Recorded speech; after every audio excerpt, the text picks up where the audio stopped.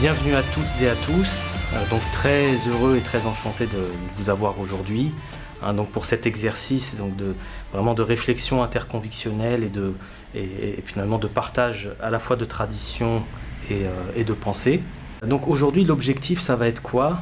Ça va être de travailler ensemble une notion centrale que je ne vais pas dévoiler tout de suite, que vous allez découvrir au fur et à mesure des discussions qu'on va avoir et des documents qu'on va étudier, et donc d'amener vraiment dans cette ambiance interconvictionnelle et plurielle, d'arriver finalement à faire émerger des réflexions croisées, des façons de penser, des façons de réfléchir différentes.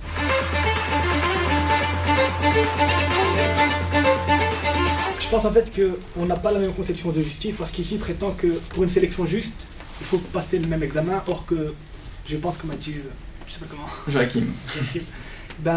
Je pense qu'il faudrait passer un examen selon nos aptitudes ou nos qualités. Enfin, je pense.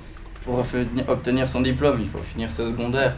Tout le monde passe par là. La plupart, en tout cas, du moins, on met la pression aux gens pour passer par là. Et voilà, est-ce que finalement, le CEB et l'arbre et le diplôme du secondaire, c'est pas un peu la même chose? Ils sont de couleurs différentes, mais ils sont tous identiques. On aurait eu l'image en noir et blanc, on aurait pu avoir la même réflexion de voir que ce sont tous des êtres humains, malgré quelle que soit la couleur. Je me dis aussi que ça a accepté quelqu'un dans sa famille, comme par exemple il y a le gros souci aujourd'hui de se marier avec quelqu'un d'une différente culture, d'une différente religion, et là on voit que ça peut être aussi possible parce que, je sais pas, je le vois comme ça, ils sont regroupés et on peut accepter ça. Grâce à notre éducation et l'acquisition du respect avec le temps, on respecte cet impératif, cet ordre. Ouais. En fait, quand je lis cette phrase, je trouve deux idées en fait. Personnellement, je veux bien faire quelques sacrifices, je veux bien me priver de quelques libertés pour être en sécurité, mais j'aimerais pas perdre toutes mes libertés pour me sentir vraiment en sécurité absolue. Parce que si je vois que j'ai aucune liberté alors que je suis en sécurité, personnellement ça sert à rien de vivre. Et les élèves qui sont devant, est-ce que c'est pas un peu la même chose que les animaux qui sont dessinés? Je pense qu'en fait il y a une différence entre justice et égalité. Égalité ne veut pas spécialement dire justice en fait, parce que c'est pas juste qu'ils ont tous le même test. C'est pas égal, enfin c'est pas juste, mais c'est égal. Mais justice et égal, c'est pas synonyme en fait. Si l'éléphant par exemple dit au monsieur non j'y arriverai pas et qu'il bouge pas, moi si plus tard je suis un prof et que je vois qu'il se bouge pas, alors là oui je lui donnerai pas ses points. Mais si je vois qu'il se bouge, qu'au moins il va vers le tronc, qu'il essaye de monter, qu'il utilise sa taille, parce que voilà, il est quand même grand. Il utilise sa trompe, ce serait son seul moyen de s'agripper. Et il faut qu'il trouve, lui, ses faiblesses pour s'adapter, comme tu dis, à quand même aller vers cet objectif.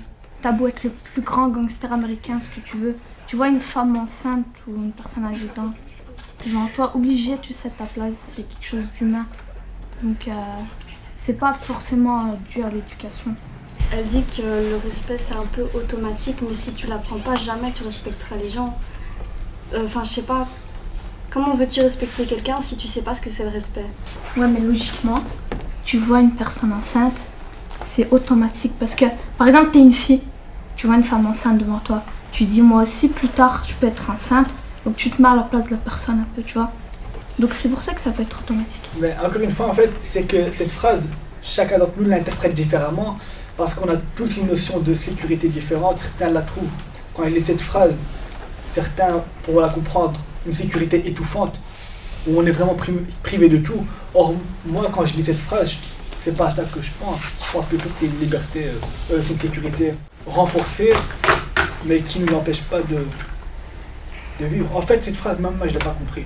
Donc, elle est ambiguë, en fait, elle peut avoir plusieurs sens. Et donc, je vous demande d'abord de nous expliquer ce qu'elle veut dire d'abord.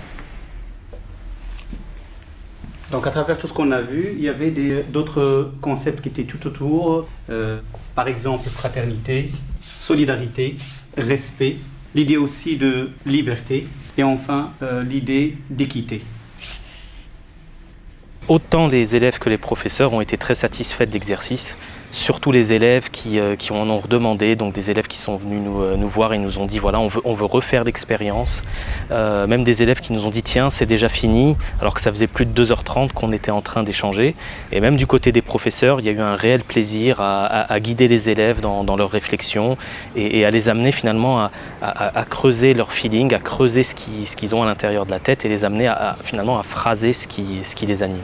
Alors, en tout cas, on a été tellement enthousiasmés par cette séquence et on a pris tellement de plaisir à le faire qu'on est prêt à le proposer à d'autres professeurs dans d'autres écoles, les amener à travailler avec nous et pour aboutir éventuellement à un véritable outil pédagogique qui serait à l'usage des différents professionnels de l'enseignement.